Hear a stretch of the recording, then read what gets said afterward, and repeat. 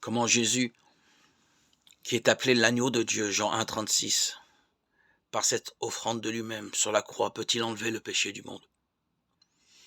Il convient d'abord de préciser le sens de l'expression le péché du monde. La version latine propose un pluriel, peccata mundi, les péchés du monde, là où le grec originel pose un singulier.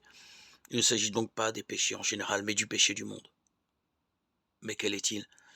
Ce n'est pas un péché parmi d'autres, mais le péché dans sa nature la plus profonde, la séparation d'avec Dieu.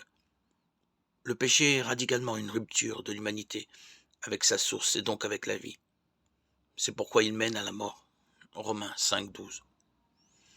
L'origine de ce péché est fondamentalement le manque de foi en l'amour de Dieu, en sa bienveillance, en sa fidélité. Jean 16,9. Lorsque l'homme soupçonne Dieu d'être son adversaire, Genèse 3,5, il se condamne lui-même à une indépendance illusoire, qui dégénère rapidement en un isolement mortifère. C'est de cet état que découlent tous les autres péchés.